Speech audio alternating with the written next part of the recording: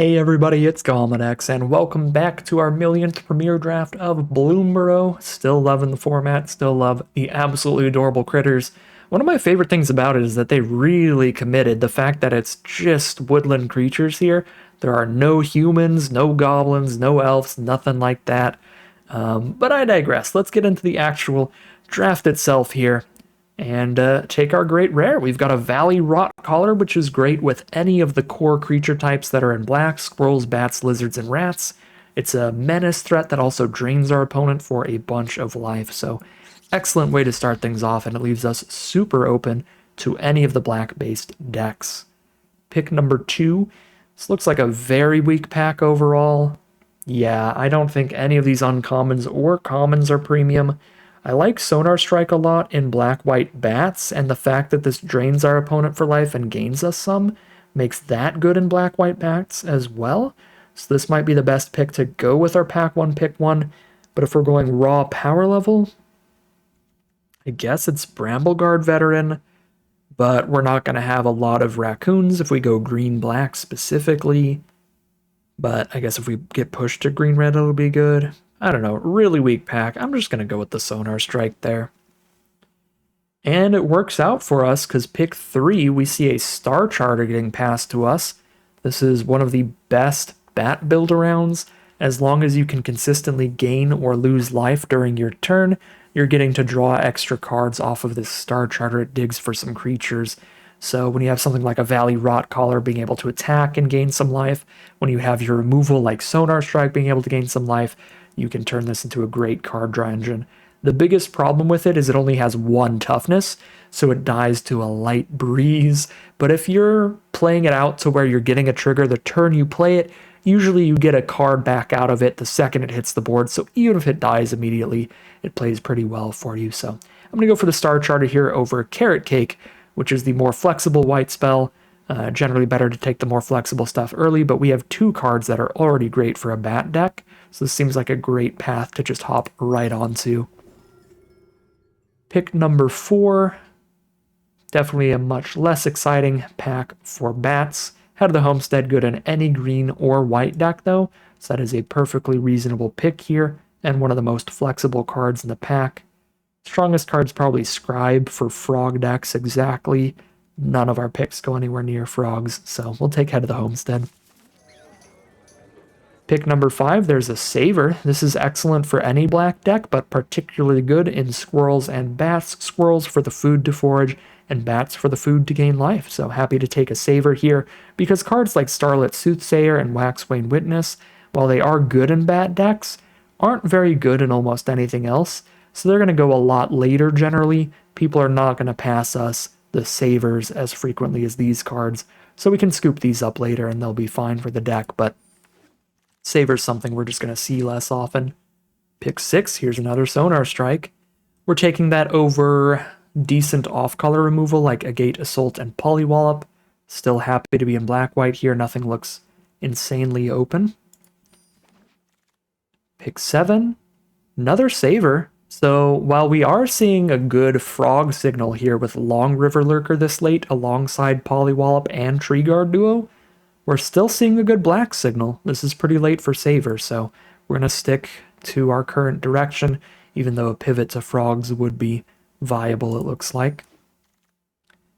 Pick number 8. Nothing much here for anybody. We'll take the on-color filler. Pick number 9, very happy to wheel a Glide Dive duo. That's an excellent top-end card for basically any black deck, but especially bats. It is a bat, and it drains your opponent for life to trigger your other life gain cards. And draining your opponent for life means it is dealing damage to them too, so it can sometimes just find those last couple points of damage to finish your opponent off. Nothing here we're going to play. Honestly, just going to rare draft an uncommon for the collection, probably. Well, there is filler I could shove in the deck. Worst case scenario. It's very unlikely we get to the point where we have to play one of those. Alright, pick 11, double Bond Profit pick 11. So this is a 2-color format. Splashing is not something you should do often at all. The fixing is really, really bad, and there are obviously 10 different 2-color archetypes. So in every draft pod, there's gonna be two different two-color pairs where no one's drafting them. And green-blue frogs looks like one of them if we see the Pawn Profits pick 11. So again, as we said in that earlier pick, definitely a viable pod to have gone for that pivot and hopped onto the frog deck. No pun intended. But I'm very happy with the way we've started here. Sticking to our bats lets us keep a Valley Rot Color and a Star Charter, which are great cards. The rest of our creatures are pretty filler right now, but our removal's quite good as well. So I suppose if we get a great frog rare, we could go in that direction. But if not, well, I was going to say if not, we just stick to bats. Fecund Greenshell is kind of the best green rare in the set. It's a 5-mana 4/6 reach that draws you a card when it enters the battlefield, and any other high toughness creatures will also draw you cards when they enter the battlefield. If you get 10 lands on board, your whole board gets +2/+2. It's the best green rare in the set, and it is a reason to do the frog pivot, seeing the pick 11 Pawn Profit. And luckily, thanks to our hybrid mana card, we actually have a couple cards towards green-blue instead of just one with the Pawn Profit. I think Frogs is open enough to full pivot off this green shell. But we're in a fine spot to stick to what we're doing and take Nocturnal Hunger and lose the life here. Trigger our bats, because they trigger off of life loss or life gain. But I think Green Shell is strong enough, and pick 11 double Pawn Profit is a clear enough signal that unless somebody else opened up a great frog rare and pivoted onto frogs, we should be the only frog drafter at the table. Oh, well... Then we open up an incredible bat rare, and we're just so many cards deeper into bats than frogs that if we have basically an equally good rare in our bat deck and our frog deck, we kind of have to just stick to the bats then. Essence Channeler, less powerful than Green Shell in a vacuum, but in a well-built bats deck, it's going to be pretty much just as strong. It's going to become absurdly large for just a 2-drop, getting bigger every time you gain life. And potentially getting Flying Vigilance swings in. Essence Channeler is ridiculous. So I guess we're off that whole pivot plan and we're going to go back to being pretty basic here. On the plus side, even if we were on the Frogs pivot, there's nothing here for that deck. So there is that. And then there's nothing here for Frogs either. This is weird. We'll take the Waxwane Witness, I suppose. Although Builder's Talent is playable with a lot of food token production that we can get off of our double saver. It's also quite good, really at its best with the carrot cakes, if we find any of those. So it has fun synergies, but I think Witness is just much more likely to play well. It's just kind of guaranteed. Well, we were kind of saved by that Essence Channeler here, because it looks like the Frog Pivot actually doesn't really get anywhere. We're just taking like a long stock brawl now. But here we take Crumb and get it, I guess. I guess it's not like I'm getting anything really good for the Bats deck, but certainly doing better than we would be on the Frog Pivot right now. For some reason. It's weird. Could just be the makeup of the packs has been weird here. Swordmaster's fine, but we're not really targeting our creatures at all, ever. Obviously way better in a mice deck, but I've played it in decks without any other mice just because I've had a lot of good Valiant triggers. Like that into Intrepid Rabbit plays pretty well. Pick 5, alright. I'm going to take Nocturnal Hunger here. I do have a low creature count right here, but the quality of this removal spell is so much higher than the quality of these creatures, I can't really justify taking another creature over Nocturnal Hunger, especially because we really want a couple ways to lose life when we have Essence Channeler to send that in the sky. That is the only way to give it Flying Vigilance. Pick 6, filler Thistledown players now. Rare Draft of Frogmite for the collection because it's mythic. With 2 Sonar Strikes, 2 Savers, and a Hunger already, I'm not going to have room for early winter. I could still main deck it. 5 mana is a lot of mana, but you can play it still just because it can exile enchantments as well. So if your opponent has their own like Hunter's Talent, being able to exile that is kind of a big deal. Let's hold down the alt. I don't have all my Harnesser of Storms yet. Let's grab one. Don't have all my Hearthborn Battlers, and that's a rare. I could take Uncharted Haven for random fixing, but really don't like splashing in the format, and it's not that necessary in a 2-color deck. So we're just rare drafting today. Mudflat Village is sort of a rare draft, but also it's one of the best of the villages. It's actually worth playing even though it makes your mana base worse. Being a black source that doesn't cast your black non-creature spells is rough, but turning a land into graveyard recursion when you flood is pretty great. Alright, pack 3. Another green rare. Oof. Oof. Well, Bonebind Order's a fine filler 2-drop. I think I need more cheap cards on my curve, and it is one of the Valley Rot color creature types. I think I need cheaper creatures on curve bad enough to take it over the head of the homestead here. Kind of a big miss. There's just nothing great for black-white. The best card is Head of the Homestead, but curve purposes makes it Orator for us. Lots of green in this pack. Get past a white mythic. Well, join the team, Season of the Burrow. This is 5 1/1 rabbits, or an indestructible 3-drop and 2 rabbits, or some removal spells. Sure. Pack 3, pick 3. Well, there we go. Lunar Convocation build around here. Osteomancer Adept as well? These are both so good.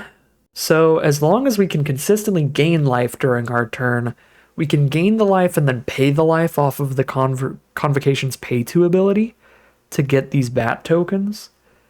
Osteomancer Adept, though, keep recasting creatures from grave by exiling 3, and we have some food with the double saver. I feel like Convocation's more likely to wheel. We might be able to double rare, taking the Adept and wheeling the Convocation. It's not super likely, somebody might rare draft it.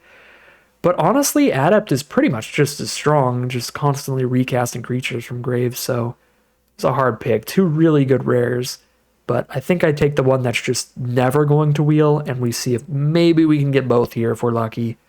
And if not, worst case scenario, we still got a great rare out of that pack. Pick 4, Banishing Light or Feed the Cycle, both solid removal spells. Take the Feed the Cycle here. I'm actually going to take the Banishing Lights. Because if we can't forage for the Feed the Cycle, then it's double black and 1, and we know that one of our black sources in this deck is not going to be able to cast our non-creature spells, and we're going to have more white spells than black spells, it looks like. So the double black is actually a little difficult, plus Banishing Light can give us that flexibility of getting rid of an enchantment. If our opponent has their own Banishing Light on board we need to get rid of. Or if they have a Hunter's Talent that's drawing them a bunch of extra cards, a bunch of stuff like that it can do. We've got 2 strikes, 2 savers, Banishing Light and Nocturnal Hunger. I don't need to take another saver this highly. I can go ahead and take the Starscape Cleric. Really nice when we're gaining life. Make our opponent lose life. Curve out with it on 2 to get aggressive, or kick it on turn 5 with the Offspring and be really happy. Thoughtstalker Warlock, great 3-drop. Make our opponent discard a card when we play it. Great enter the battlefield effect no matter what, but incredible one when our opponent is dealt damage. Gotta playset all this already. So take the Cultivator that I'm probably not playing. Pick 9. We grab our 4th Tangled Tumbler for the collection. Pick 10. We grab another Glide Dive Duo to play in this deck. And that's 23 non-lands. Do we want a 5th 5-drop? Probably not. We didn't get the Convocation back, and I'm slightly sad about that. But again, we took a rare out of that pack. That's still a powerful rare, so it's not like we missed a big hit out of the pack or anything. Creature count, 16. I do want it high with the Valley Rot Collar. Or not, well, yeah, the Valley Rot Collar, but also the Osteomancer Adept wants the creature count high. So 16 is fine. I could still cut 1. We could cut like 1 Thistledown Players or 1 5-drop. Season of the Burrow is kind of like another creature. Yeah, I think I'm going to cut 1 creature out of here. I'm just going to go really top heavy. We'll go for 5 5-drops and just have fun with it. Get rid of Thistledown Players and hop right into the gameplay. Right, here we are for game 1 on the draw. Ooh, Essence Channeler, Rot Collar. That can be a bit of a wombo combo for us. We probably want to Rot Collar first to get the life drain going for Essence Channeler. The second it hits the board, it's at least a 3-2. Want to get a bat on board before I Sonar Strike, but that'll be great too. Wow, yeah, this curve could be insane. Fell the Rot Collar, that's depressing. We've still got stuff going on. Our opponent just 1 mana 3-2 on the play has not been good for our life total here. Channeler is a bat, so I could Channeler plus Sonar Strike turn 4. Don't trigger the Star Charter that way. I mean, Order does feel like the right play here, because if they don't have removal, we just trade a 2-2 and a 3-2 and we're fine. Removal or a combat trick. I mean, they're running out of spells here. So if we can 1-for-1 trade into what they have left, we'll naturally be ahead in the end game. That's a draw too, so that definitely helps them. They don't crack it immediately, at least. Waxwane witnesses the draw. A 2-4 to block their 3-2. Actually slip in for some damage here. That seems fine.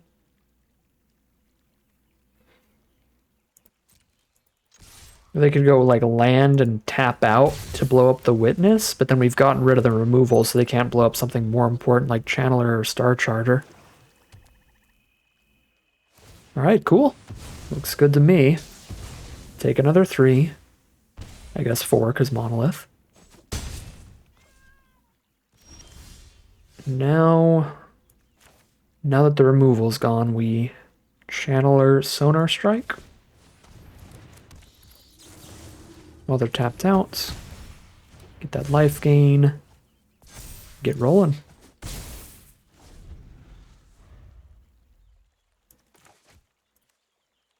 Got a Rot Collar engraved to pick up with Season of the Burrow. That feels ideal.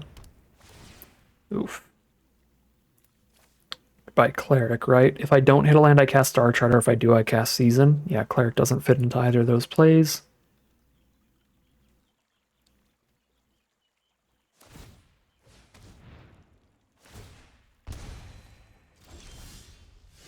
Osteomancer Adept.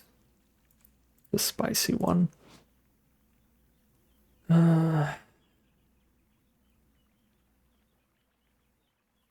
Level this up again, they start drawing cards if I have 1 or less cards in hand. I think I'm just playing Star Charter, right? I do have the mana to Forge, but I also have the mana to just Season of the Burrow if I hit 1 more land, so just Season of the Burrow back something. Strike the Channeler. Well, I get a counter on Order. They're completely playing off the top. They have to Sinister Monolith here to get some card draw.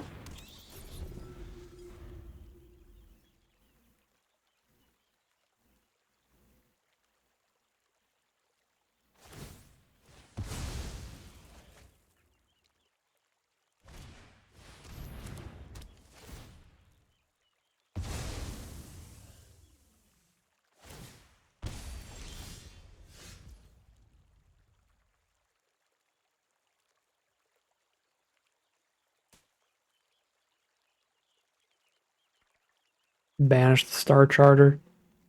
A little sad. Just play Intimidator. Maximize our damage output here. Just wait for that 5th Season of the Burrow land.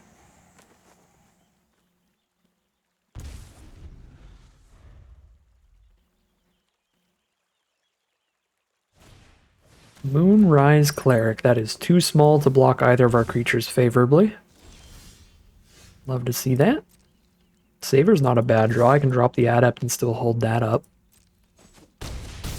Although if I cast it, they will be drawing cards out of Bandit's Talent.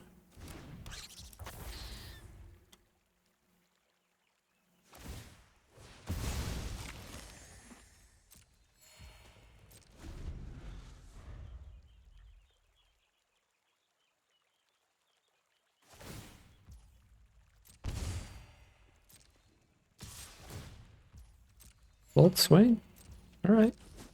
Down to 6. Crack monolith go to 8. It is from our opponent. They are dead on board. So they have to hit something. They did find a banishing light or intimidator probably. They're gonna go for the adept and go to 1 life on board. But there's the blocker. That's land 5.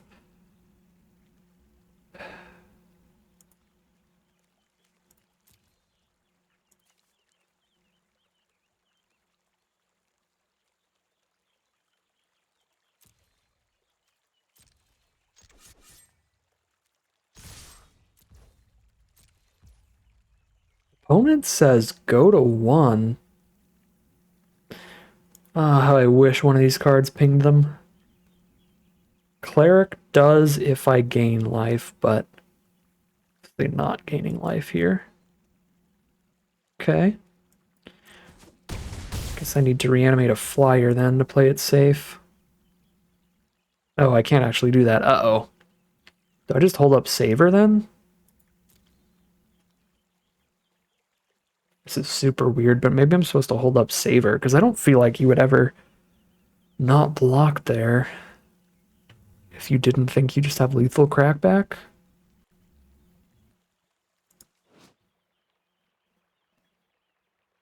I guess I could just exile their board and make 1 rabbit. I could exile the Banishing Lights?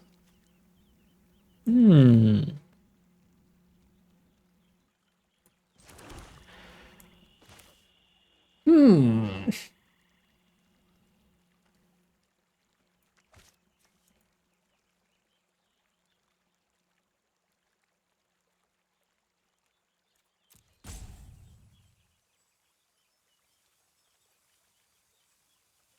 Oh, I will lose the Bandit's Talent life if I cast the Season of the Burrow. Shoot. Or the Saver.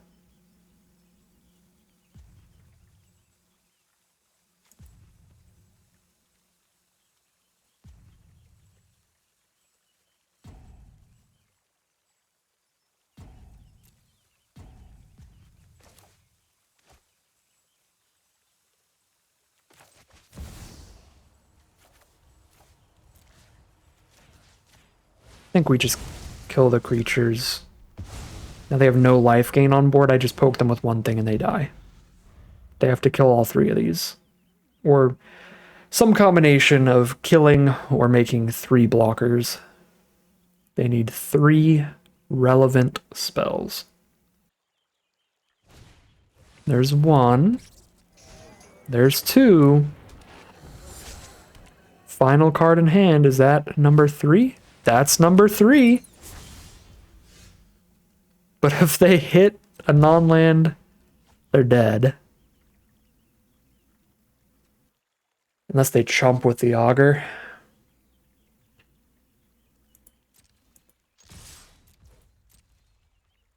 Yeah, this is probably chump with the auger then.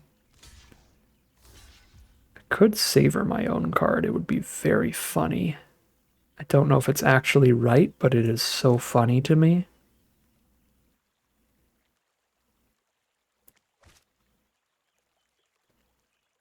Oh, the risk is so big, though, if I savor my own card. Yeah, no, we're just, like, firmly winning if I just savor the assassin. And I just don't have a board. I wanted to take that risk so bad, but if I savor my own Intimidator and then they just hit a land on top, they just poke me for 2 in the sky and then poke me for 2 with Talent and I die. I guess I could gain the 2 to be slightly not dead, but there's a chance of dying when they're drawing another card outside of the basic land afterward. Alright, 1-0 heading into game 2. Game number 2, we're against Streamer and Draft Ladder Climber, Floridaman. Top of the draft leaderboards all the time. At least best of 3, I think, is what he plays mostly. So one of the draftiest drafters to ever draft. I don't think we can keep a mono white hand with no actual creatures to cast here. boy, mold of 5 against one of the most prolific drafters on the client is likely death. But we'll see. This would be a horrible hand for any matchup, but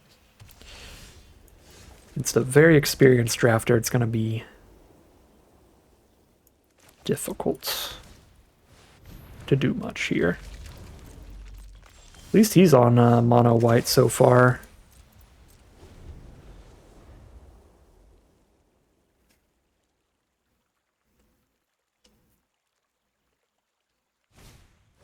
Patchwork Banner. Harvester gets buffed no matter what he chooses. Bats it is. Black-white mirror match, but he's got the black source. Now, on the full 7 card opener. Fountain Port Bell for another piece of fixing. Sure. But already enough mana, so he's not going to put a basic on top. He's just going to crack it to draw a card.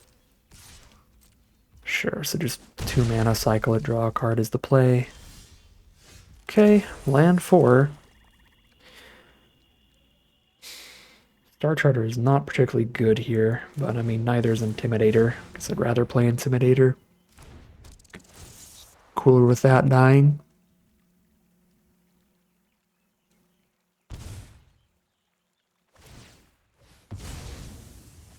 And that can actually trade into Harvester. The Star Charger can't even attack in here.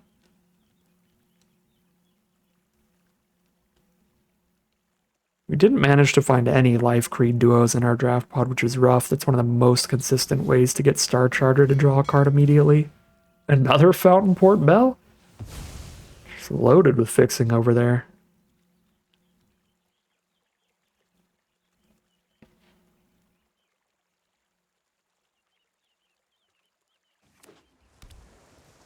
Alright, so 3 color. Blue, white, black. Show me the trick, I suppose. We've got Saver and Rot Collar here.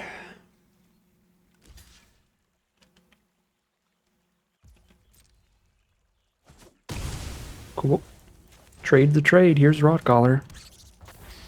Rot Collar gives us a Star Charter trigger next turn if Rot Collar isn't killed. But we do have to slam down the Star Charter pre-attacks to get the 1 life drain. Rot Collar also, if it's not exiled, is going to give us something to reanimate with Season of the Burrow. Okay, we did hit Season of the Burrow mana, but I think we're just on Star Charter and hope for no 2 mana interaction. Could be the counterspell here, that'd be rough, but the only way to get the life drain and trigger the Star Charter is the swing, and yeah, I'd rather Rot Collar just die before I try to Season. Alright, looks good.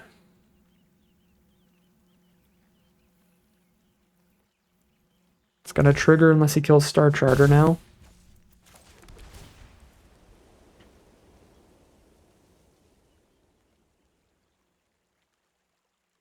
Essence Channeler or Osteomancer Adept?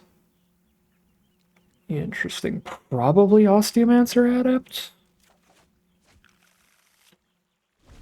Just more likely to put in work here. Because if Rot Collar's gone, we've got no consistent life gain triggers for the Channeler anymore. Okay, so Star Charter's gone. But Adept can bring it back eventually. Adept pre-combat to get the life drain, and I still have Saver up. No good Season the Burrow cards. We want to get Adept Summoning Sickness out of the way as quickly as possible.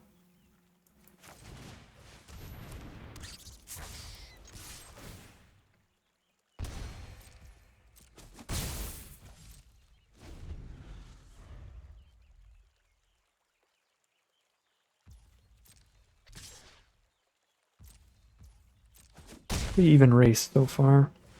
Share pot. Gain 3, blow up a card. That's going to be big. Just going to forge Star Charter. I guess I can't forge until I cast Saver, actually, which is pretty awkward. Just offer trades then.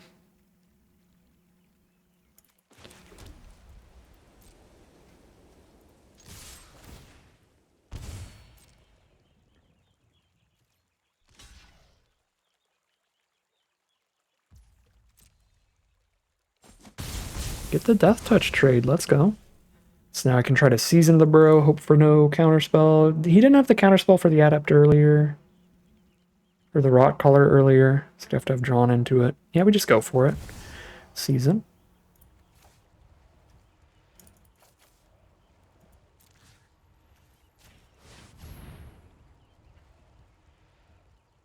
Indestructible Death Toucher has arrived.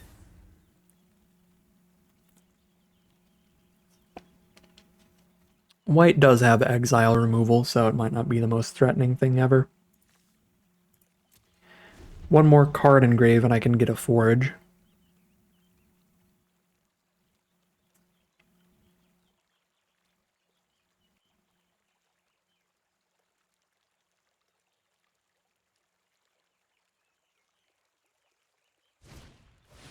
Glide Dive Duo. 1 mana up. Saver Thoughtstalker Warlock feels excellent. I guess there's nothing really to savor here. So we just Thoughtstalker Warlock.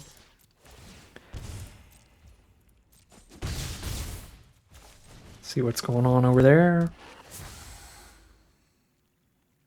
Ooh, Starfall Invocation board wipe. Bunch of little removal.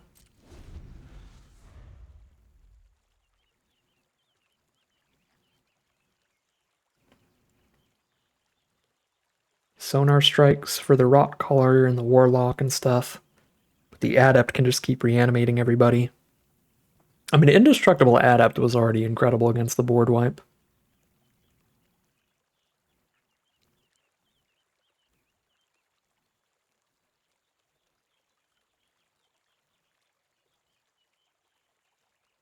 The double Sonar Strike is actually really rough to try to outrace here, because it's a gain 6, kill both of my menace threats.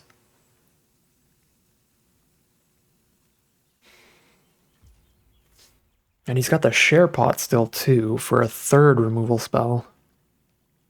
Yeah, this Adept is going to have to do stuff.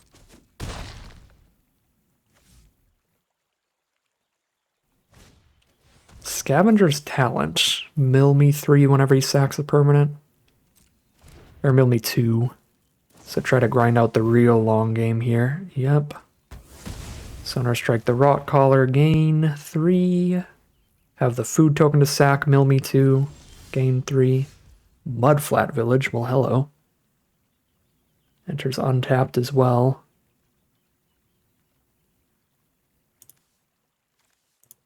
Could forage, but I could also just village. I guess I could play ahead of the homestead and forage here. Probably worth.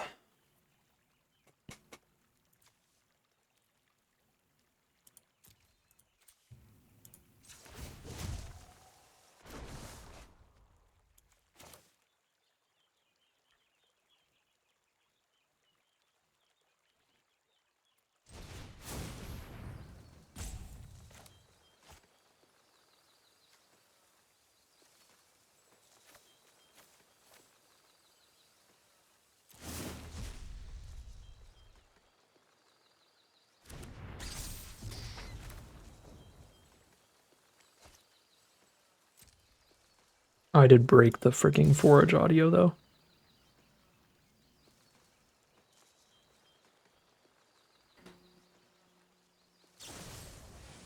Yep.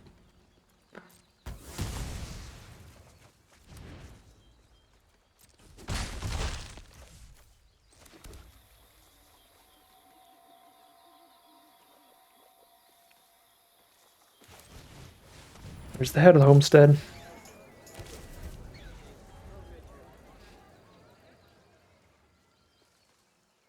To go wide.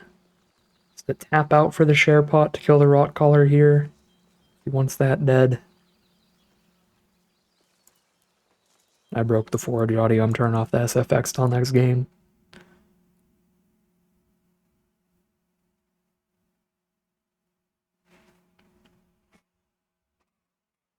Just a mega control deck from Florida Man here. The board wipe Scavenger's Talent, tons of removal deck. It's a really weird early turns, but now I see why. He just hit all the filler fixing, but is on basically a control deck, so No curving and stuff going out.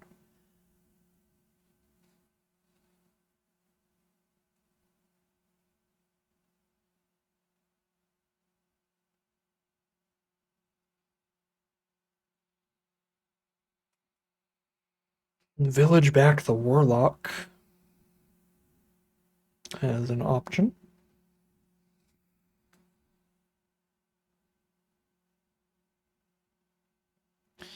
Fortiman should just be on like a 2-turn kill pretty much no matter what. Yeah, so there's the share pod on the thing. Hit for 4, we're at 5. Just play a Waxwayne Witness, hold up a Saver to be safe. Seems a-okay.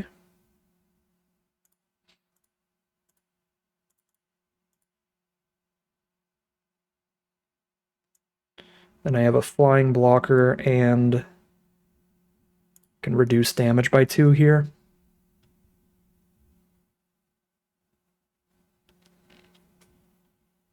Flortiman's at 4. So he's just tremendously likely to die next turn.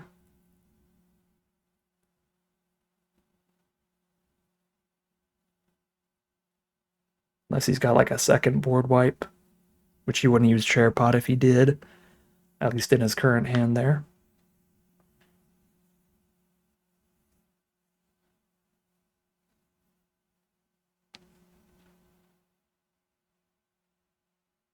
He's still stuck off of a natural black source, so the banner being the only black source has been rough towards like leveling up talent or anything like that.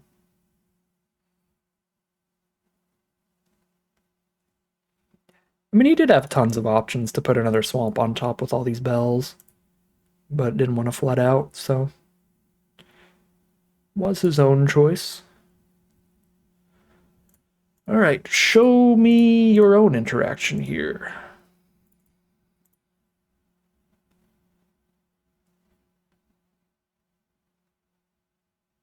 Nope, no interaction in hand, just some rough draws. Really awkward start with all that just fixing and not much to do there. And the Thoughtstalker Warlock for the board wipe was 100% the play of the game, the really lucky point there, because otherwise we would have overextended and got absolutely blown up. We could have still tried to get there. Luckily, with the Osteomancer being indestructible, we would have had somewhat of an out to slowly rebuild our own board. Probably died to the duo a little too fast. Don't know. That is 2-0 for us, I believe, as we head into game 3. All right, here we are for game 3. Our opponent has the Jump Scare Dragon. But we've got... Wow, all right, I was going to say we've got a pretty good hand here, but it's a little slow. We play the Essence Channeler and then hope it lasts long enough to get to the Glide Dive duos. Well, we drew the perfect 2-drop to go with the Essence Channeler now, so we can play this on 3 and immediately get a counter on it. And our opponent's on blue-green, not a color pair. Uh-oh. Okay, I was going to say not a color pair that should be able to kill the Valley Rot Caller without a creature on board, so we can lock in that 1 counter on Channeler. But then they played a Swamp, so technically they could have had removal there. Luckily, they didn't. And we have at least 1 counter on Channeler, which guarantees that when this dies, we get at least 1 counter somewhere else. And from here on, the curve's great. 2, 3, 4, 5. Top decking Rot Caller into Star Charter, just excellent draws to fill out the curve. Yep, and Menace is going to be big here. Get that 2 life drain. Actually, Channeler was going to be big enough to trade. I should have sent Channeler in as well. Trading is super fine. Oh, we missed the Star Charter. If we traded into Rampager there, we would kill it and still get 2+1/+1 counters elsewhere. Would have been absolutely worth it. But I guess at this point, it only takes 2 more turns to get Essence Channeler to the point where it'll beat Rampager without even trading. I mean, I guess I'd trigger it twice. This one can trigger more than once per turn, right? Oh yeah. This card is pushed. Yeah, if I just play a Glide Dive duo attack with a Rot Caller, I am pressuring them with a ton of damage, and they have to double block to kill the Channeler, and if they do, I put 4+1/+1 counters somewhere else. My lord. Plus I'm triggering the Star Charter's ability to potentially draw us a card. We did miss on the first time. They do have the Saver, and that's the only card on our board it can kill, so that's why they chose to kill that one. Despite it missing. Alright, show me another removal spell. They want to trade the board into the Essence Channeler. That means Rotcaller gets to keep getting in, and we just get to have a 7/7 Glide Dive duo. Which is ridiculous. Yeah, I think they're seeing that implication here, and they're like, I don't want to play against a 7/7 flyer right now. Maybe. It's a hard choice for sure if they don't have great removal in their hand. Rock in a hard place. 1 mana from playing Witness and Orator. Alright, kill the Rotcaller it is. They're down to 5.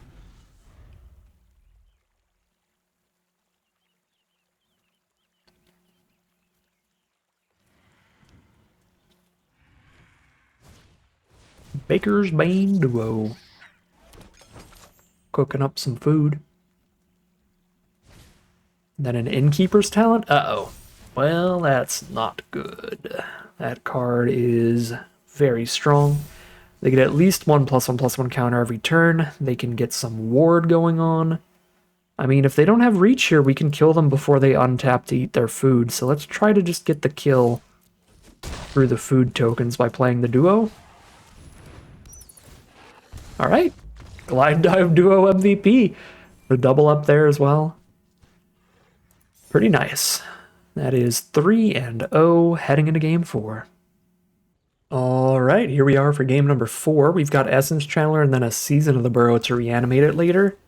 Obviously the Essence Channeler not particularly spicy by itself, but when you just always draw it alongside the Rotcaller, it's pretty good.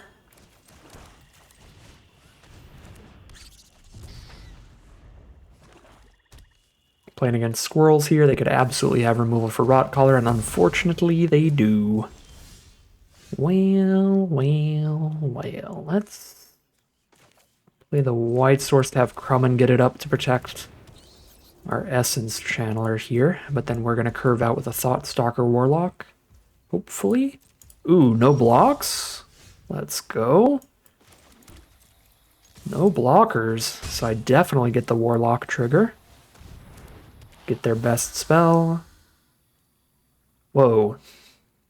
They hit double Black Source and a green-blue Frog stack, just splashing Feed the Cycle, I guess. It's a bold mana base, the double black splash. I guess you could forge it for a single black. What do I even do here? Just get rid of a Pawn Prophet? They need another green source for Veteran. They need blue for everything else. But Pawn Prophet, if they hit blue or green, is castable. I guess. We just get rid of Pawn Prophet? Uh-oh. Alright, well that can Crumb and get it.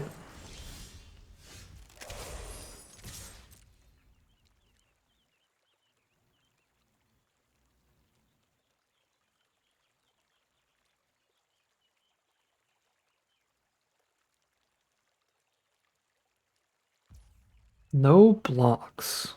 Star Charter it is.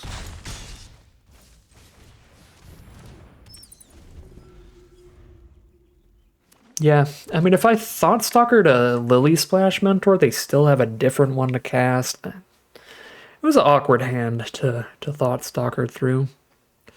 Wow, they hit the 2 best draws in their deck, Island, in sequence.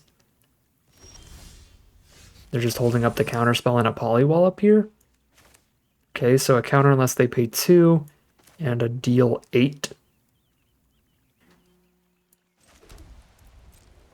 See if we can get them to Polywall up. I guess the Polywall up only costs 3 and the counterspell only costs 2, so they can absolutely do both.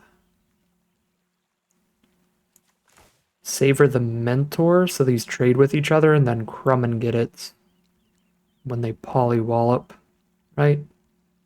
Because if I Crumb and get it first, they can respond with Polywall up, and I get got pretty bad.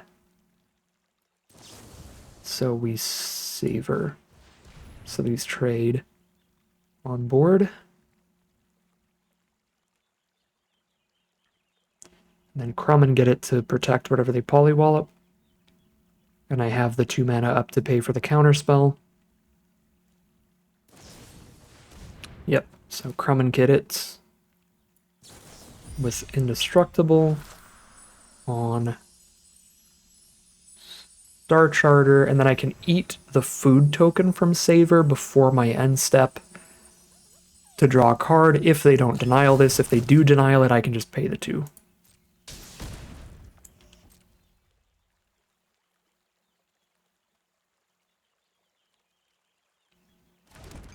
So I'm either going to counter their counterspell here or draw a card off of Star Charter here. Neither is pretty good.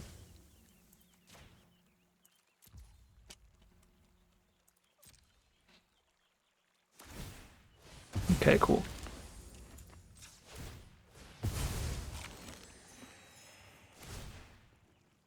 Head of the Homestead's the draw. Wow. All right. It's a good one. Lily Splash Mentor, no mana up for the counter, so I can drop a 5-drop on them. Menace our way in and drop Head of the Homestead here, since their creatures all have reach anyway, or do I just Valley Rotcaller back with Season of the Burrow? Probably Season of the Burrow, right? If I Glide Dive, I could draw another card, maybe. Season of the Burrow feels best to guaranteed resolve, though. Oh, I could have exiled their blocker and reanimated the thing. Shoot. Yeah, I probably didn't play that right, but main phase 2, this is the better way to play it.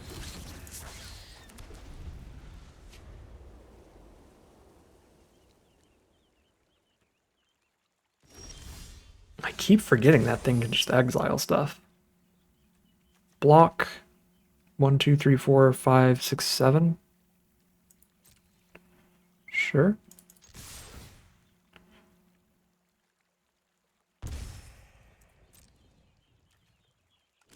Put them to 1 on board. Put them to 1 it is.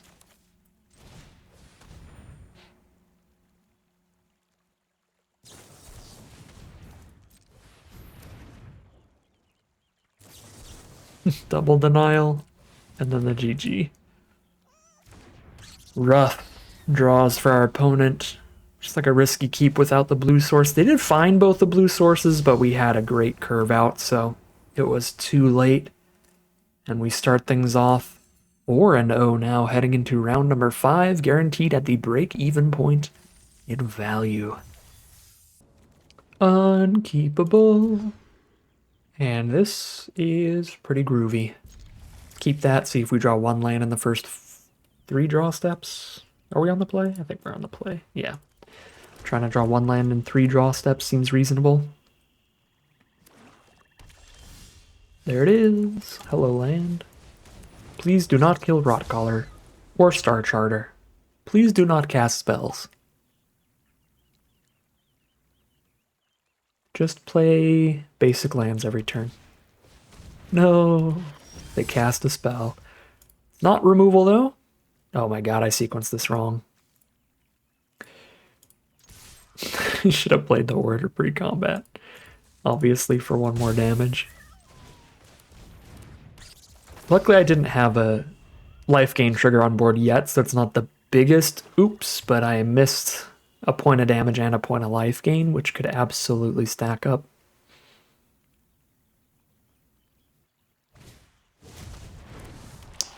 Vine Lasher. They can triple block Rotcaller. I get to kill the Vine Lasher token. They get to kill Rotcaller, but I get to trigger Star Charter, and Orator gets to break through that way. Feels worth it.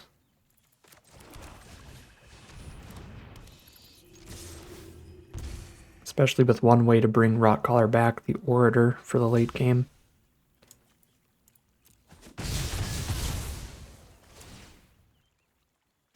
Well, it's not worth it if Star Charter fails to find.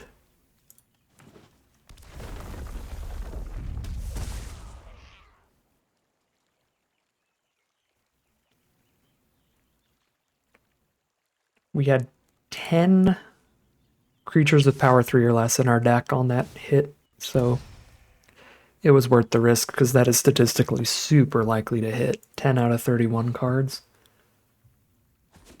Now it's 10 out of 26 or something with all those non-creatures on bottom. But it's too late because they have the Ambusher for Charter we needed to hit immediately, and we just got some bad RNG on it. Now we're quite far behind. They've got 5 cards to play around with in their hand and a pretty equivalent board state to ours. We've got 1 card in hand.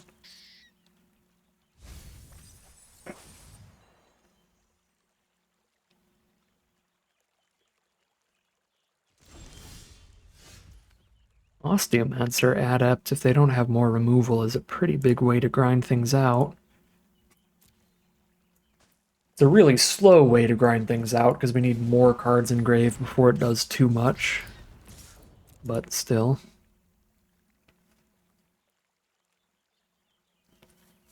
Three-two for 3-2. Fair trade.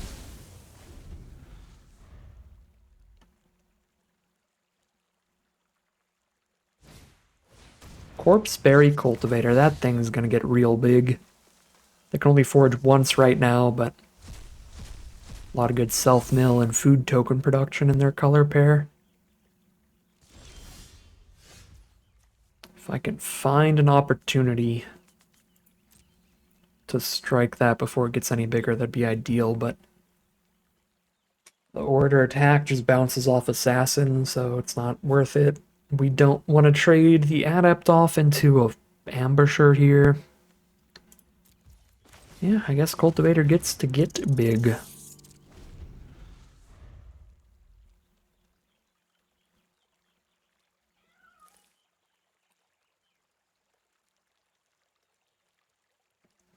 Our next 2 draws right below the Star Charter were both cards Star Charter could have drawn into. Mega sad.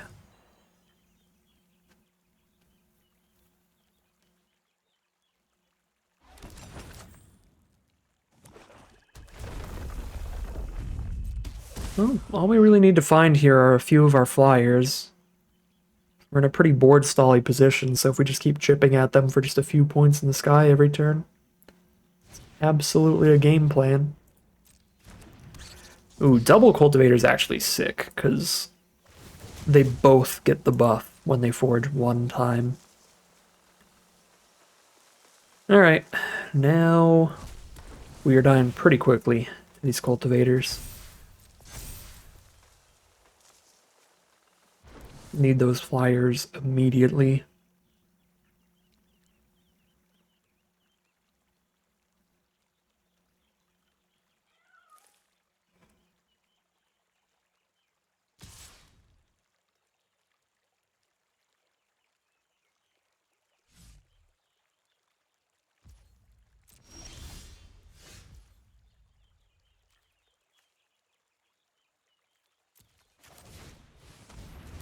Not really a flyer, so it doesn't really do anything here. Or it's just way too sturdy even if I gain a lot of life.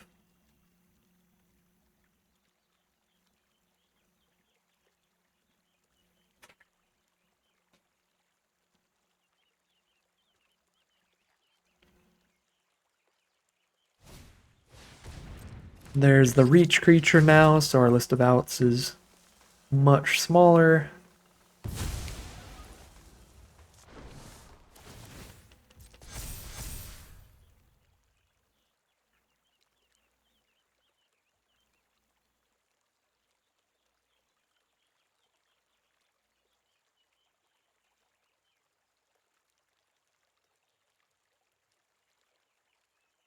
I guess we Sonar Strike that then.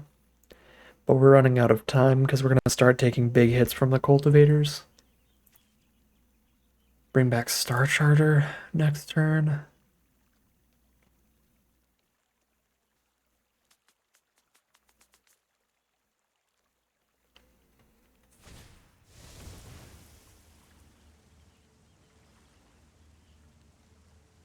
Well, shoot.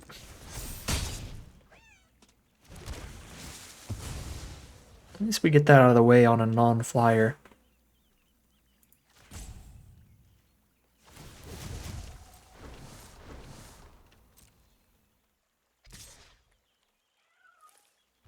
I will happily trade a 1/1 rabbit into a 5/3.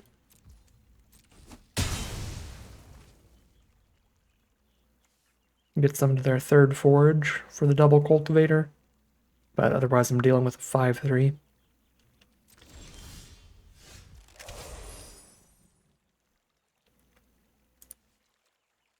Alright. Star Charter. Sonar Strike.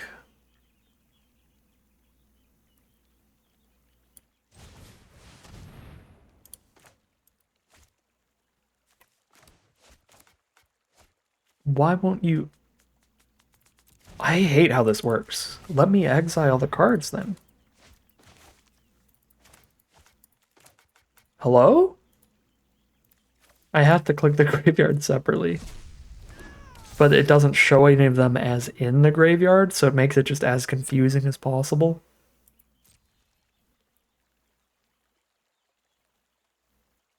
I want to be able to cast Sonar Strike this turn. So I'm just going to send this in just to see if we can get something to block. To trigger Star Charter. Alright, well if nothing blocks we can't Sonar Strike, but we got 3 free points of damage.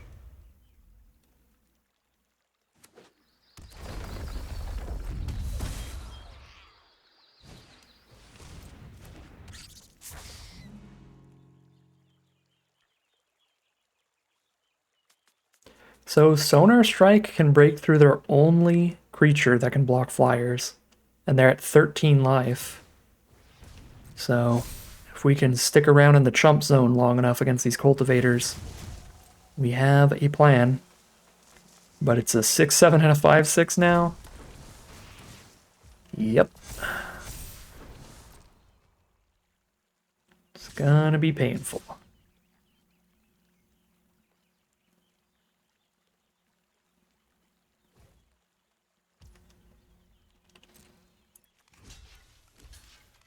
Use a 3/3 and a 2/2 here. I still have some 1/1s and a 2/2 Death Toucher. 2/2 Death Toucher trades into that. The 1/1s can get some chumps elsewhere. I feel like we do that.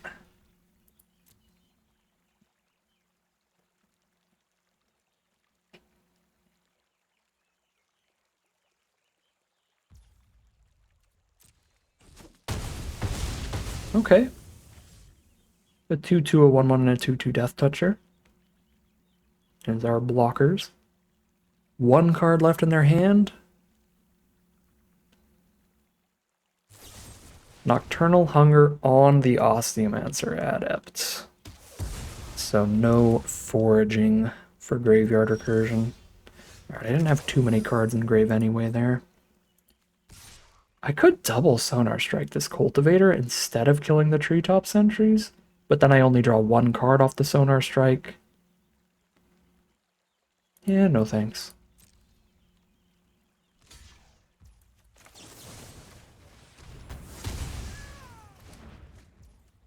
Draw the card, chump with Order, use the Order to pick something up. Yeah, with what, triple Glide Dive Duo in this deck, every Star Charter trigger's huge, because these can dig for any of our 3 duos, which are incredible draws, as well as some other cards that are decent draws. So we're trying to maximize Sonar Strike output here. So pick up the Osteomancer Adept here, chumping with Order.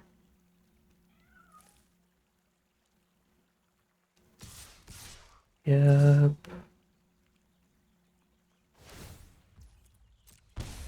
And then Sonar Strike next turn to draw another Star Charter card. If I top deck a land, I do really need to top deck a land, don't I? So I can spend 5 on Duo and 2 on Sonar Strike. I guess I don't have to Sonar Strike something, because Duo will trigger Star Charter, but ideally, life total wise, I need to slow them down a little more.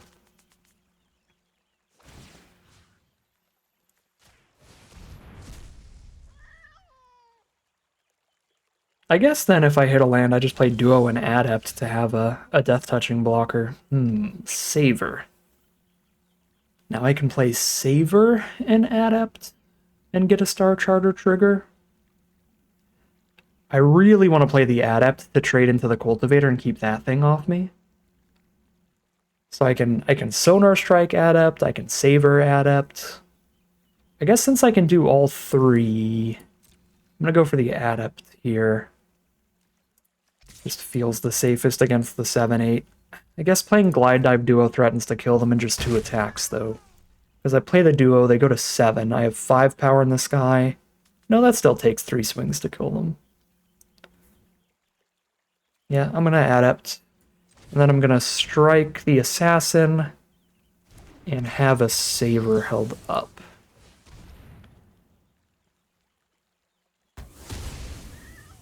That feels good.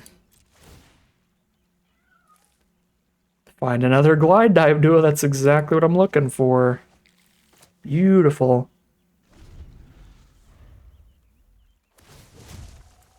Star Charter triple Glide Dive Duo just feels like a good deck idea, just in general. I will take my order damage.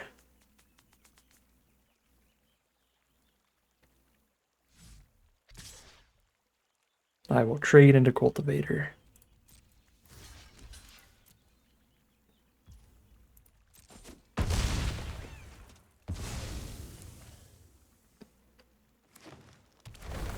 Land from our opponent, which lets the Vine Lasher ping us.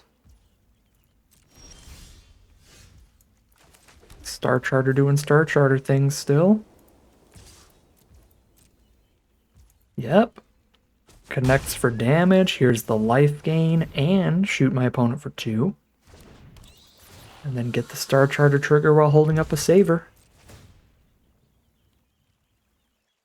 Alright. Our first miss in a little while, that's fair enough. It did give us our 2 best hits in a row with the double Duo. They're already dead on board. There's an Assassin that doesn't have reach, doesn't have haste to get any life, and just a land from our opponent. Just flying over the Cultivators is more than enough here. That is game. Excellent, excellent draws there. I mean, I literally said, we have to find our flyers to outrace these Cultivators and get through this board state at all. And then we found the ability to get our Star Charter to pull out even more flyers. So, super good draws there. We asked and we certainly received, and we are now in the money, leaving the event with more gems than we paid to enter, while keeping everything we drafted and 4 or more booster packs. Right, here we are for Game 6. With a card as powerful as Season of the Burrow, I think I'm willing to take a gamble on finding a black source at some point. Preferably, ideally, some point really soon. But I'm going to take the gamble on this hand. Sonar Strike is a good draw.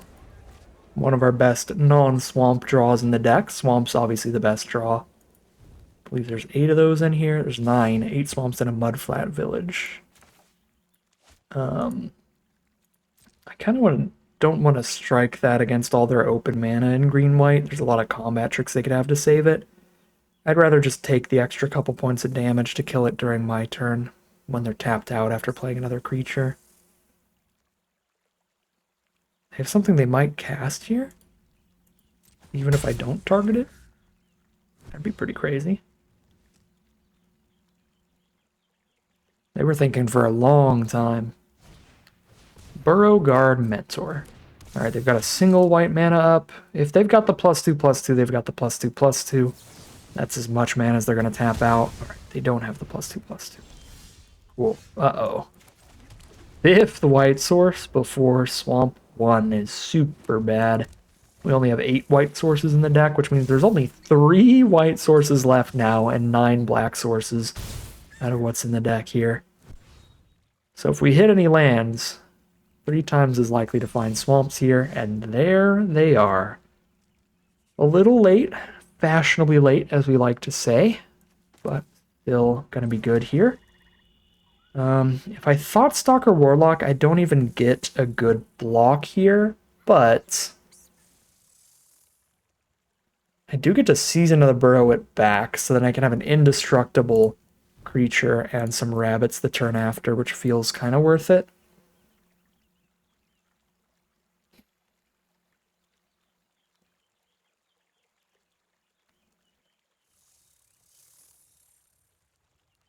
Yeah, then I have an indestructible creature and 2 rabbits, and the indestructible creature makes them discard another card.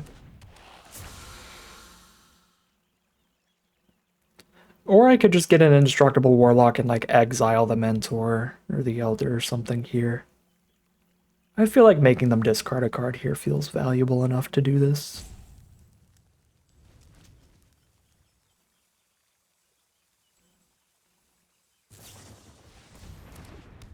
Feather of Flight the Elder. The problem here is if I declare any blocks, they can just activate Elder, and so I don't really get to do much there. Now they don't have to activate Elder, they just play any creature. Yeah, because they had the flying trick, that was really unlucky. Without the flying trick, I just declare a block on Elder, force them to use their 4-mana on that, and that buys me some time, but really doesn't work against the Carrot Cake. Yeah, that is super gross, and trample means I'm not even really stopping damage by blocking, I'm stopping 2 points. But if I'm just going to Season of the Burrow next turn anyway...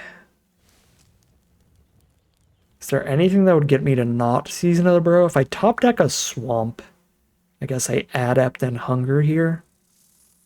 Or if I top deck a Mudflat Village, same thing. 16 life takes 7. I'm at 9. Warlock can trade into a Rabbit token if I Nocturnal Hunger the Mentor. I take 4 from Elder in the Sky and 2 from a token. I do survive 2 swings, Nocturnal Hungering the Mentor. And then finding a better block for Warlock next turn. Like, barely.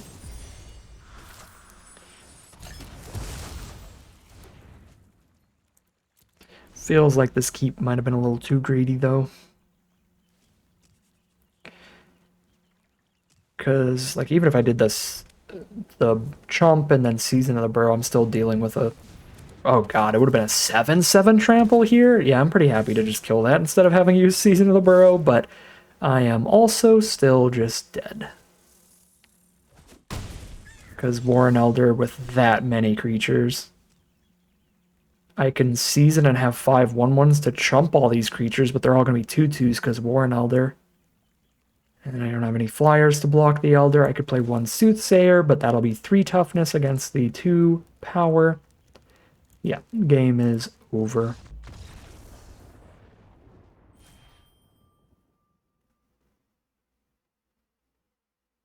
Oh my god, I forgot. Oh, why do I always... Why is it impossible for me to remember that this can exile cards? I could have gone exile Warren Elder. Get 3 1/1s. Oh my god, we were so still in that game. My mind is just incapable of remembering that can exile cards. It's like the 5th time that would have been relevant, and I completely blanked on it. I don't know what it is about that card. I've read it at least those 5 times. Oh boy. Well, the punt concession. To be fair, I only ended up realizing it because I conceded. I feel like if I didn't concede, I still would have just not read that. And I would have just like made 5 rabbits and died. I don't know what it is about that card. I just cannot, for the life of me, remember that text. That game was absolutely winnable if we were lucky. We give them 1 draw there and they have like their card in hand, but then we're stable on board. They need another thing that like buffs the whole board to keep it in their favor and keep the pressure on us there. And then we've just got a ton of cards to cast out in the coming turns from there to stabilize. Strike Force, they can double block Rot Collar unless I banish things up. Could double block Rot Collar and then a Nocturnal Hunger in response, which feels pretty ideal.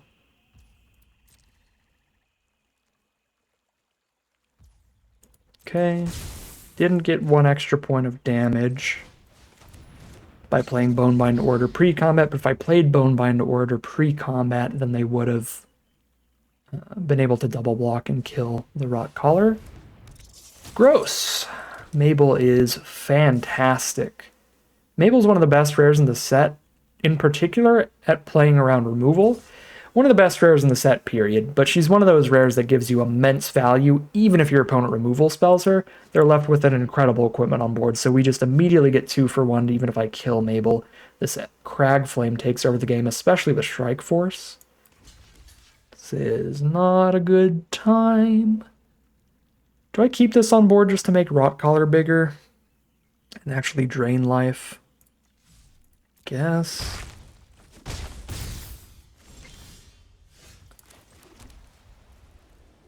Intimidator, drain 2 off of Rot Collar, but I can't do that till post-combat because I need Nocturnal Hunger up to save Rot Collar. If they double block. If they don't, I will just deal the damage and then play the Intimidator, I guess.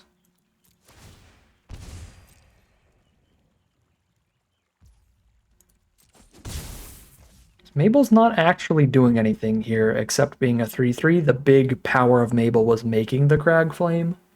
So I don't think I'm blowing removal on Mabel. I might have to just hold up removal for Strike Force, though, as a 4-power attacker.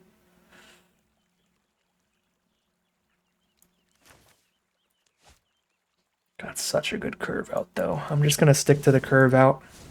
See if Rot Collar's ability is going to be enough to help us outrace them, even through this nonsense. This is a 3 toughness blocker for Charger, and this costs 2 to equip. They're on 3 mana. They did not play land 4. So they're stuck on mana, which definitely makes the Crag Flame harder to utilize and means they have a little less pressure here. Which gives me hope for the outracing. Yeah, if they don't draw lands, then equipping the Crag Flame to Strike Force means not playing any creatures this turn. Let's go. That is a fantastic blocker, though, which means I have to Banishing Light, Essence Channeler, attack all. That feels like the best line. The only way they kill Rot Collar is to let 6 damage through elsewhere. And by attacking with Rot Collar, I trigger the Channeler for a counter. Next turn, I get another counter on it through Glide Dive Duo. This feels worth it.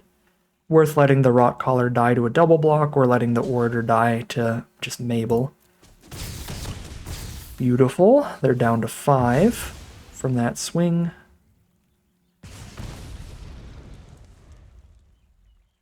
Looking winnable, thanks to them being very stuck on mana. There is the 4th land. But they're at 5 life against an upcoming Glide Dive Duo to put them to 3. So there's the Nettle Guard. That can blow up the Banishing Light for 1 if they have the mana up, but they don't have enough mana. They equip it with Crag Flame, and that should be game. Duo guarantees they're at 3.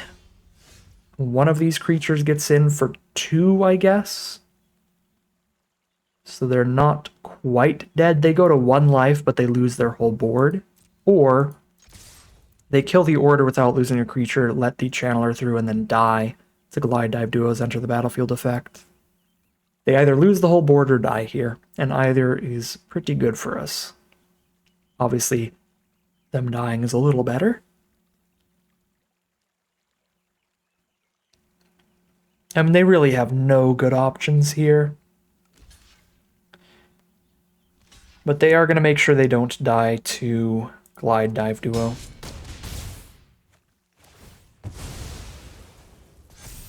Then I'll play Head of the Homestead to go wide around any blockers they play. There's the nice from opponent. It's looking bad for them.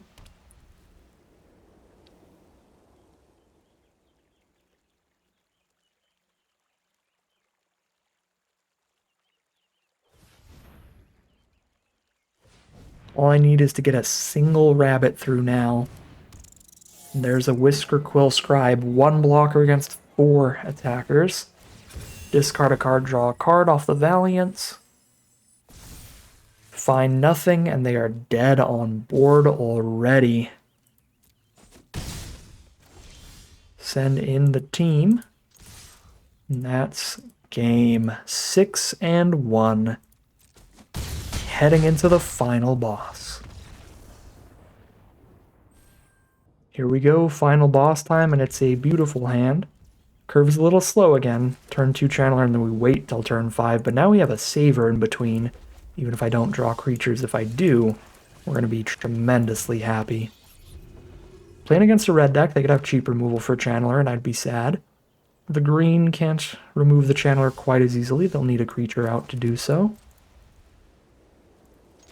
Sonar Strike's a beautiful draw. Now we have a removal spell we can cast for only 2 that'll also gain life to buff the Channeler.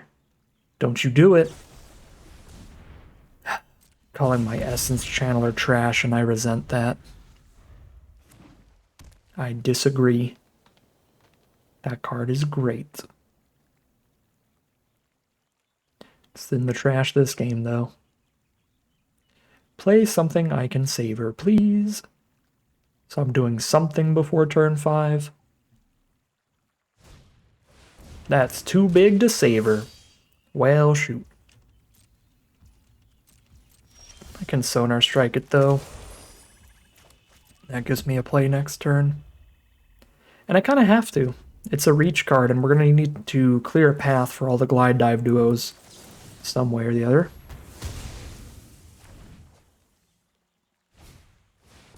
That is Menace, not Reach. Okay, good. Hello, Osteomancer Adepts. You're a good late game play once I've got at least 4 cards in grave. Or if they play like a really beefy creature that I just want a Death Touch trade into. It's a solid backup plan for the Adept. Hot tea is being thrown right in my face. I guess not, that's just the raccoon beating me up. The tea is flung whenever they're expending 4. No tea party yet.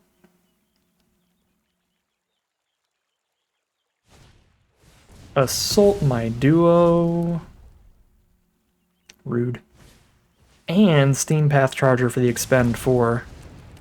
Getting scalded by molten hot tea. Disgusting. Well, 2 cards in grave. Still on duo then. Maybe this one will connect.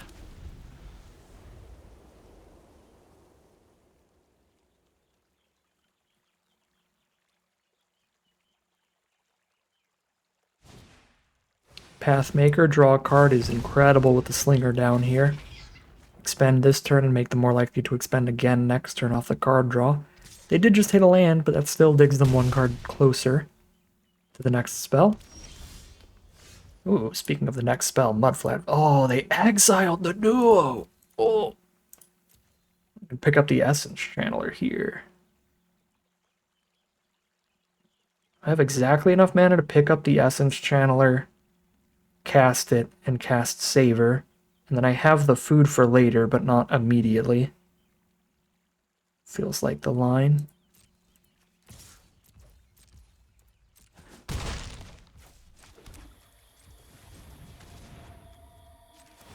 Now my graveyard is fuller for the forge as well.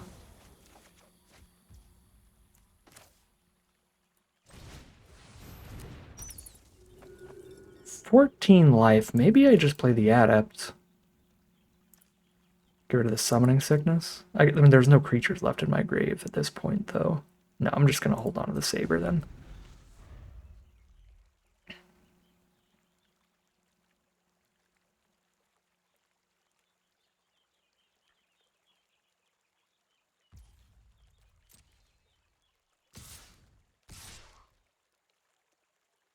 Take 5.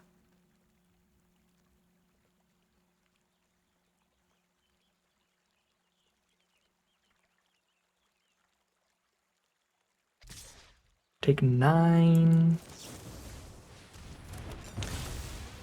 Saver resolves, so I take 5. Down to 9. They're at 11, we're at 9. But I've got a little life gain here, which buffs the channeler. Hits harder with duo. Oh boy, the double spell to expend, and that's 2 more threats on board. This is a scary game of Magic.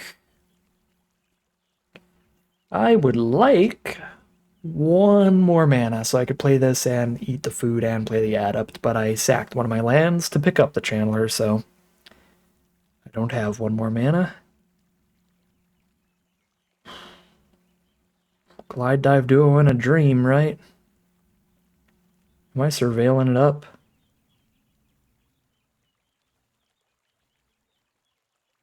I want to eat the food pretty badly regardless, but 2 blockers might be safer. Nope, I'm going all in. I'm going to surveil. Well, shoot. I do have 3 cards in grave, so as soon as one of these creatures dies, next turn I can add up to forge something up. Plus I have the food token, so that would work too. But if I don't eat the food, I don't have a 3 toughness blocker, but they have 7 power menace? Go to 10, block the 2 non-menace cards. 6 flying damage on the crackback. If I can find another duo, that'd be a lethal play. This is going to be a really close game.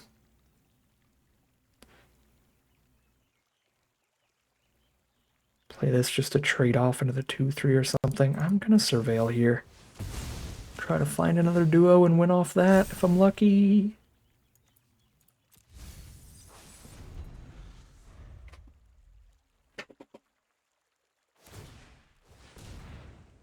Alright, can they expend 4 again with exactly 4 mana up?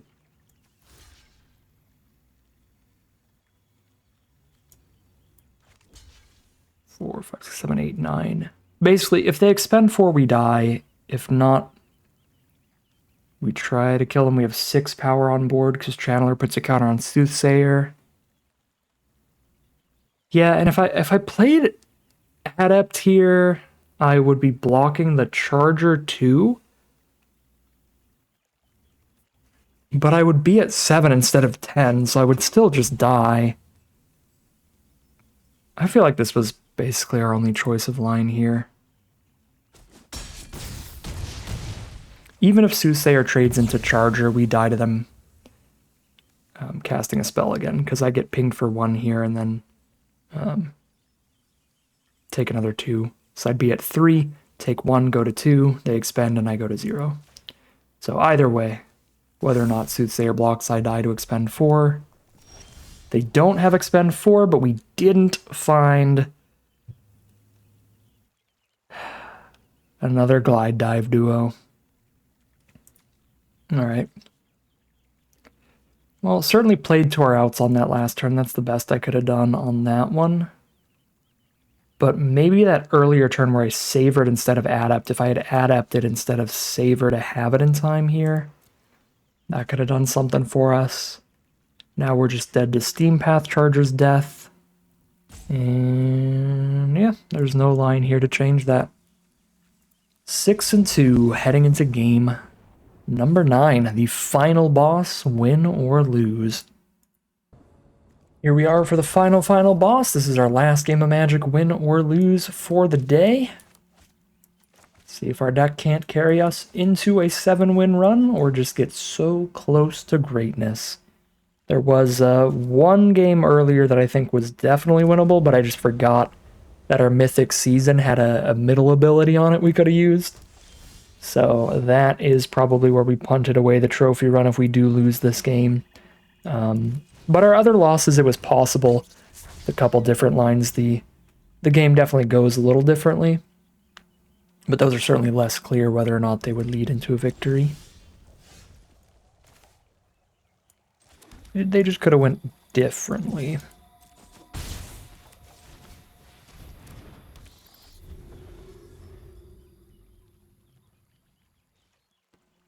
Our opponent is on Boros with no 2-drops and missing the 3rd land. Interesting. Oh, they're on 3 color. Discard a High Stride. It's Probably pretty good for me, because we are kind of curving out here.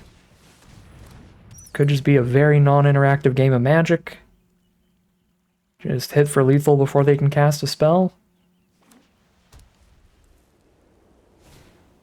They can cast a spell. Banishing Light on the Star Charter, I can Banishing Light and get it right back. If I don't hit a land, if I do, I'm going to double Starscape Cleric here, so that when we Sonar Strike, we deal extra damage to our opponent.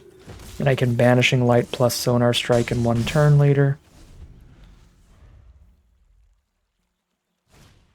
Another Banishing Light. Alright, there goes the Channeler this time. Looks like we're not going to double spell on this one. We're just going to banish back the Star Charter. And they're at 5, so they're going to need something real good.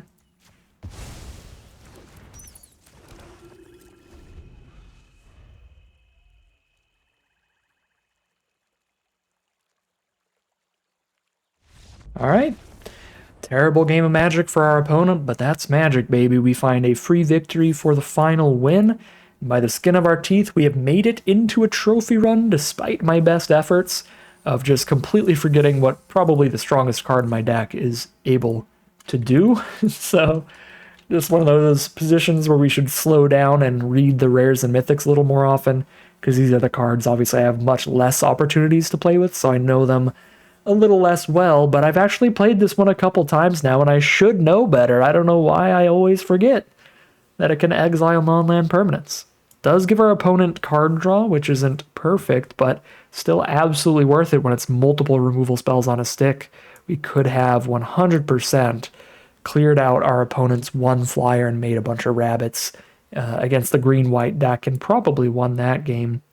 And maybe been out of this event at 7-0, because our 2 losses were after being 6-0, right? So we would have been 7-0, didn't even get 2 losses into the event. Yeah, some bad season of the Burrow misplays, but other than that, decent plays for the most part, and a very powerful, very good deck. Pretty happy with the way we've drafted and what we've ended up with. Can't really be unhappy getting the full trophy run. So that'll be 2,200 gems and 6 packs of Bloomburrow for the prizes. But that is going to end today's video. As always, I'd like to thank my patrons and YouTube members for their support, as well as you for watching the video. If you enjoyed it and you're interested in seeing some more, you can always like, comment, and subscribe to tell the YouTube algorithm to send you some more in your recommended feed.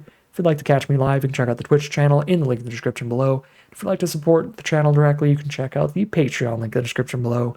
Other than that, as always, thank you very much for watching, and I'll see you again soon for some more Magic Arena.